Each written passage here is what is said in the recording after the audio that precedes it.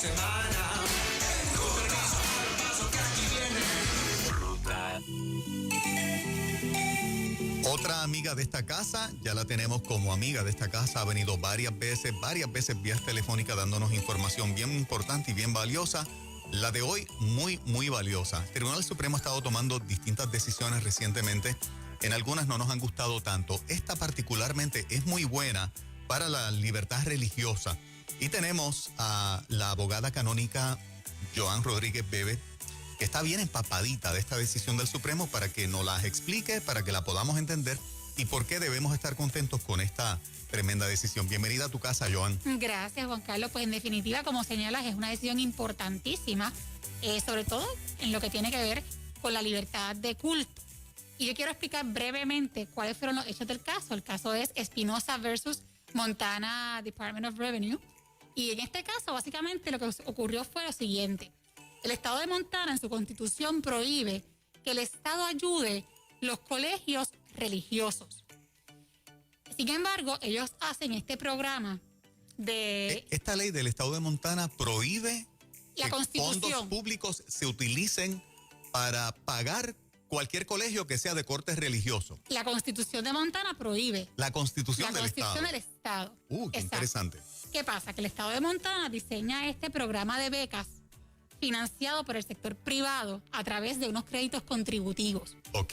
Y este sistema de becas estaba dirigido a que los padres pudiesen matricular a sus hijos en cualquier colegio privado. Porque el programa de becas no hacía distinción entre colegios religiosos o colegios seculares, sino que hablaba de colegios privados, educación privada. Okay. Pues, ¿qué pasa? Que estas tres familias deciden que quieren matricular a sus hijos en colegios religiosos y se lo prohíben a la luz de la prohibición constitucional de la Constitución del Estado de Montana. Estos padres van al tribunal y, para hacer la historia larga corta, el Tribunal Supremo de Estados Unidos, en su opinión mayoritaria, dice: ante una ley como esta, del programa de becas de Montana, dirigido a la comunidad de la educación privada en general, es decir, una ley neutral de aplicación general a este sector, ustedes no pueden distinguir y tratar de forma desigual a las escuelas religiosas de las escuelas seculares. Las tienen que tratar igual. Y si ustedes las tratan distinto a los colegios y no permiten que los colegios religiosos no participen de este programa de becas, o que un padre no pueda matricular a su hijo en un colegio religioso por su estatus de creyente, e incluso que se elimine todo el programa de becas con la intención de que el sector religioso no se beneficie, el estado de Montana estaría violando la libertad de culto y por lo tanto no se podría hacer. ¿Y por qué esta decisión es bien importante, Juan Carlos? En mi opinión, más allá de los hechos concretos del caso y de lo que eso implica en cuanto a que los padres puedan escoger ante este tipo de programas de becas o de vales educativos, como sería, ¿verdad?, tal vez el caso en Puerto Rico, escoger en el universo de escuelas privadas cuál es la que ellos quieren, entre ellas la posibilidad de que sus hijos vayan a colegios de educación religiosa. Pues para mí la importancia grande de esta decisión es que el tribunal, en su opinión mayoritaria, afirma el significado y el alcance correcto del principio de separación de iglesia y Estado. Y esto es bien relevante en Puerto Rico porque nosotros sabemos que en nuestra discusión pública constantemente se invoca este principio, no solamente para significar lo que significa, es decir, que la separación de iglesia y Estado implica que no se puede privilegiar una religión sobre otra o la religión sobre lo secular, sino que hay personas que han querido estirar ese alcance para tratar de hacer pensar, o tal vez lo piensan genuinamente, que implica sacar, que la separación de iglesia y Estado implica sacar de forma prácticamente absoluta del espacio público cualquier manifestación, participación o expresión religiosa. Y el Tribunal Supremo de Estados Unidos acaba de decir, eso no es la separación de iglesia y Estado. Y esa decisión en contra de la Constitución del Estado de Montana se estandariza para los 50 estados y el territorio de Puerto Rico. Sí. O sea, si aquí se hiciese una legislación, hubiese un impedimento de tantos colegios de corte cristiano que tenemos aquí, pero muchísimos, ¿verdad?, de fundamento cristiano, y que inclusive hay enseñanzas religiosas en alguna de las clases, que quisieran excluir fondos privados o públicos mediante beca, no se podría hacer. Esta decisión del Supremo ya tiraría por el piso cualquier intento a nivel local, te pregunto. Sí, definitivamente impacta a Puerto Rico, porque si en Puerto Rico hay un sistema de vales educativos dirigido precisamente a que los padres puedan escoger la escuela privada que ellos desean, no se podría tratar de forma distinta a las escuelas religiosas de las escuelas seculares, y se tiene que respetar el derecho de cada padre a escoger, conforme a sus creencias y principios, el colegio que ellos entiendan que es más adecuado para sus hijos. Y si ese programa de vales educativos se llegase a eliminar con la intención expresa de que no se puedan beneficiar los sectores religiosos, todas esas circunstancias implicarían una violación al principio del derecho de libertad de culto. Y les comentaba que esto es bien interesante porque fíjense que cuando se habla de separación de iglesia y Estado, en la mayoría de las ocasiones, por lo menos en los medios, en el debate político, parecería que hay personas que lo entienden y así lo transmiten y lo explican, que la separación de iglesia y Estado, por naturaleza, implica una relación antagónica entre el Estado y la iglesia, y que existe en función de proteger al Estado de la religión. Y es todo lo contrario. Y eso es precisamente lo que dice el juez Roberts en la mayoría de esta decisión, que está diciendo, miren, ustedes saben que la separación de iglesia y Estado termina donde comienza la libertad de culto. ¿Por qué? Porque nos corresponde a nosotros, el Estado, en este caso a través de la rama judicial, velar y proteger la libertad de culto de los constituyentes. Y esto, fíjense, lo que nos plantea es lo siguiente, que por naturaleza, diría yo, esa relación entre el Estado y la iglesia es armoniosa, está llamada a ser armoniosa. No quiere decir que no puedan haber tensiones en ocasiones entre una esfera y la otra. Sin embargo, ¿por qué digo que es armoniosa? Porque fíjense, o sea, por lo menos de naturaleza. ¿Por qué? Porque me pregunto yo, y le pregunto a quienes no nos escuchan, ¿ustedes creen que los constituyentes le hubieran delegado al Estado la responsabilidad y la facultad de proteger y velar por su derecho a la libertad de culto si hubiese pensado que el Estado es su propio enemigo? Eso no haría sentido, ¿verdad? Para nada. Para nada. Por lo tanto, si ustedes le delegan, nosotros le delegamos al Estado que protegiese nuestra libertad de culto, es porque entendemos que no hay una relación de enemistad. Y aparte de todo esto, otro asunto bien fundamental es que esta decisión contribuye a un clima equilibrado en la sociedad, donde no se privilegie ni a un sector religioso sobre el sector secular, pero tampoco al sector secular sobre el sector religioso ante leyes de aplicación neutral y general. Así que está diciendo, oiga, aquí tiene que haber un balance en la ecuación. ¿Y por qué esto es importante? Porque si la ecuación se desbalancea, ya sea para que se imponga una religión, entonces tendríamos estados teocráticos como en Medio Oriente. Pero por otro lado, si permitimos que el ámbito secular, ¿verdad?, privilegiamos al ámbito secular, podríamos entonces también caer en el otro extremo, que son los estados comunistas, como sería el Estado comunista chino, donde no se permite y se suprime toda expresión religiosa. Así que cuando esto ha ocurrido en la historia, y nosotros lo podemos atestiguar, ¿quiénes son los más que sufren? La democracia y las libertades civiles. Así que crear este balance y este equilibrio es fundamental para tener una mejor convivencia social. Es interesante porque esta decisión también del Supremo, entonces, de acuerdo a la información que nos estás dando, daría al traste de cualquier legislación futura que pretenda excluir el uso de fondos contra educación religiosa. O sea, sería un intento natimuerto de cualquier proyecto que se presente en los cuerpos legislativos, cualquier ley que se quiera hacer basado en esta decisión. Sí, en definitiva, ¿verdad?, a la luz de los hechos de este caso, si comparamos las situaciones y tenemos los mismos muñequitos, por decirlo así, pues aplicaría igual. O sea, si en Puerto Rico se decide tener un programa de vales educativos financiados como era el programa de Montana, ¿verdad?, que como expliqué tenía una característica, y era que era financiado por el sector privado a través de unos créditos contributivos. Pues si vamos a suponer que tuviésemos el mismo escenario aquí en Puerto Rico y el Estado decide tener un programa de becas para financiar la educación privada en general. En Puerto Rico tampoco se podría poner una brecha, una frontera para que no se pueda escoger pagar un colegio de educación religiosa. El padre tendría el derecho de escoger el colegio, ya sea religioso o secular, que quiere para sus hijos. No, el Estado no podría tratar de forma desigual ¿verdad? Los colegios religiosos de los colegios seculares. Y esto es bien interesante porque, como dijiste, en Puerto Rico hay muchos colegios religiosos. Sí, muchísimo. Muchos, sobre todo cristianos, ¿verdad? Y entonces, pues, realmente esto lo que hace es que realmente refuerza el que los padres puedan escoger cómo quieren educar a sus hijos. Y eso es otro componente importantísimo, ¿no? Si no me equivoco, me aclaras, hubo una dinámica cuando se hablaba de las escuelas charters, donde precisamente fondos del Departamento de Educación iban a destinarse a las escuelas charters. Se había formado una dinámica que aquellas que fueran de corte religioso o que pertenecieran a una iglesia estaban excluidas precisamente por la llamada separación de iglesia y Estado. O sea que esta decisión da el traste con eso también. Han cambiado los muñequitos.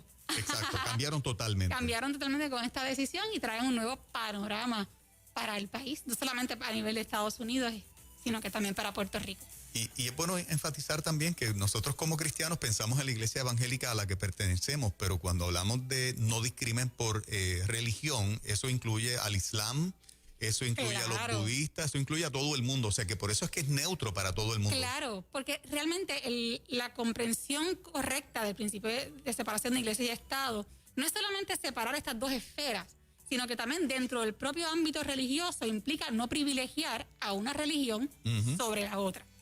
Y en ese sentido, por eso es que el Estado está llamado a ser no sectario, para no privilegiar religión alguna. De hecho, la razón de ser, de por qué se incorpora en Puerto Rico esta cláusula en nuestra Constitución, es porque el sector protestante abogó para que se incluyera.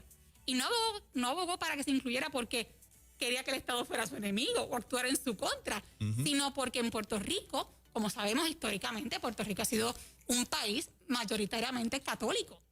Entonces, pues, el sector protestante no quería que el Estado privilegiara el catolicismo sobre el protestantismo. O sea que precisamente es una herramienta, por decirlo de esta manera, este principio de protección entre el mismo sector religioso para que no se privilegie a unos sobre otros. Pero eso tampoco quiere decir lo que algunos han tratado de argumentar, de que implica entonces un privilegio del sector secular sobre el religioso. Tampoco es eso. Y eso ha quedado meridianamente claro en este caso, que a mí me parece fundamental en estos tiempos. En estos tiempos donde yo digo que se ha manoseado con el principio de separación de iglesia y Estado para manipularlo y para ampliarlo y extenderlo a conveniencia de discursos, incluso y discursos ideológicos. ¿Esto no da luz verde a que el gobierno entre en lo que son las auditorías? Que obviamente cuando son vales, fondos de diferentes lugares, pues hay que auditar, hay que ver qué utiliza, ¿verdad? Cómo se están utilizando. ¿Esto no da luz verde entonces a que el gobierno trate de indagar más allá y no separe lo que es el colegio de una iglesia en el caso de los religiosos? Pues mira, Moraima, realmente en cuanto a ese tema específico que tiene que ver, yo diría más con asuntos contributivos, no tendría una respuesta definitiva porque no soy ducha en esa área. Lo que sí podría decir es que como todo programa estatal, si hay una utilización de fondos, eso va a haber una regulación y esa regulación le aplicaría por igual. Y esta es la parte realmente importante. La mecánica la desconozco y estamos también haciendo un caso hipotético. Pero realmente lo relevante en cuanto a esa pregunta sería que cualquier investigación o proceso de auditoría tendría que ser igual. Exacto. Que sea igual tanto en las escuelas privadas seculares como en las escuelas privadas religiosas. O sea, lo relevante, en términos sencillos, es trato igual a ambos sectores. Yo pregunto en esta línea, qué bueno que tú compartes esta información y que ante tanta decisión que a mi entender ha sido adversa para el cristiano, ha sido adversa para, ¿verdad? Muchas de las cosas que la iglesia y el cristiano lucha, como es estar en contra del aborto, a favor de la vida, etcétera. Entendemos que algunas de las últimas decisiones del Supremo han sido bastante hostiles o desfavorables a nosotros, es una mejor palabra para describirlo, que esta por lo menos afiance la libertad religiosa y que no penalice a una institución tan importante como es donde nuestros hijos estudian, que de haber una oportunidad de unos fondos disponibles para pagar esa matrícula y esos estudios, y usted quiere que sea la academia tal, el colegio tal, ¿verdad?, de corte religioso, pues usted no pueda porque había una ley del Estado que se lo impedía, sino que ahora no se puede decir que no. Bueno, la realidad es que es fantástico también a la luz de eso que explicas, porque el tribunal está reafirmando el derecho primario y el derecho fundamental que tenemos los padres de educar a nuestros hijos conforme a nuestras creencias y conforme a nuestros valores. Y perjudicar a un padre o a una madre por su estatus de creyente, por querer educar a sus hijos conforme a sus creencias y sus valores, sencillamente, ¿verdad?, sería una violación a ese principio, a ese derecho de libertad de culto. Así que no solamente está el aspecto técnico, legal, de las implicaciones específicas, de la afirmación del significado correcto y el alcance correcto de la separación de iglesia y Estado y del derecho a libertad de culto, sino que esto tiene repercusiones reales en la gente de carne y hueso, porque fíjese, a la luz de esta decisión se fortalece ese derecho natural, ese derecho primario, ese derecho fundamental que tenemos los padres de decidir cómo queremos educar a nuestros hijos. Y eso incluye en qué colegio lo quiero poner para que reciba formación a la edad que sea, ¿no? Si obviamente existe un programa estatal que lo permite, contemple el subsidio de la educación privada. Te pregunto, Joan, en estos par de minutitos que nos quedan, ¿finalmente fuiste certificada por la Comisión Estatal de Elecciones para ser candidata al Senado en estos próximos comicios electorales por Proyecto Dignidad? Todavía no he sido certificada por la Comisión Estatal de Elecciones, sí por el partido, ¿verdad? Soy la candidata oficial al Senado por acumulación de Proyecto Dignidad. Estamos esperando, esto ha sido un proceso, yo digo... Pero certificaron a César como candidato. Sí, a César lo certificaron, ¿verdad? Así que estamos muy contentos por esa certificación y estamos ahora a la espera de que los próximos candidatos pues también seamos certificados. Así que créame que cuando eso pase se van a enterar. Qué bien, qué bueno. ¿Algún comentario de cosas que te preocupen y que como futura candidata ya oficial, bueno, ya lo eres, pero que falta la parte de la certificación de la comisión, que quieras compartirle al público que está en el corazón de Joan Rodríguez Bebe? Pues mira, Juan Carlos, a mí me preocupan muchas cosas, ¿verdad? Claro, antes de estar directamente involucrada en la política, me preocupaban igual, pero la realidad es que desde que tomé la decisión de participar en esta contienda y de entrarme de lleno en este proceso electoral, no solamente me preocupo, yo creo que más, porque tal vez estoy más consciente de tantos detalles, sino además porque me siento muy responsable de lo que estoy haciendo. Y cada vez que alguien me escribe un mensaje diciéndome que apoya mi candidatura, que va a votar por mí, o me escribe sus preocupaciones, o me hacen preguntas sobre mi postura respecto a un tema, yo siento una responsabilidad inmensa, porque realmente uno, cuando vive esta experiencia, una cosa es que te lo cuenten, pero cuando uno vive la experiencia de ese contacto diario con las personas que se comunican contigo para cuestionar, para criticar o para apoyar, uno se da cuenta que de uno puede depender el bienestar absoluto de otro ser humano. Y cuando uno comprende que de las decisiones que uno va a tomar, usted va a afectar la vida del otro, realmente uno dice, Dios mío, esta responsabilidad es inmensa. Y esta oportunidad de servir, ¿verdad? Pues es un regalo inmerecido si el pueblo me la concede. Y lo que hace realmente es que me hace más consciente de por qué estoy aquí y para qué estoy aquí. Joan, te has convertido en una experta de un tema que quiero invitarte, si posible, la próxima semana, porque el tema de la pedofilia y de reclamarlo como un derecho sigue creciendo en todo el mundo. Y ya comenzó la fase de ir, ¿verdad?, educándonos para que de algo que es horripilante para todo el mundo haya un sentido de, oye, es verdad, hay personas que nacen con este sentido de relacionarse con menores. Ya comenzó a nivel mundial un proceso de ir quitándole el estigma de horripilante a una cosa que lo es. Incluso de enfermedad mental. También de quitarle por completo esa categoría o esa definición. ¿Me aceptarías en aras a educar al pueblo en cuanto a cómo está creciendo el concepto de que aceptemos pedofilia? Algo que el que está escuchando Nueva Vida queda en shock. Pero correcto. Sabemos que está ganando adeptos a nivel político el pensamiento, y en los próximos años esta es la lucha definitiva para seguir educando en esa dirección, en cómo la ideología de género incide directamente con Claro que sí, lo hacemos con mucho gusto. que se acepte la Es un tema pedofilia. muy importante, hay que proteger la niñez desde todos los flancos, así que aquí estaré con ustedes. Excelente. Joan Rodríguez Bebe, candidata al Senado por acumulación por Proyecto Dignidad. Gracias por este ratito, Joan. Gracias a ustedes. Muchas bendiciones, Hasta la gracias. próxima.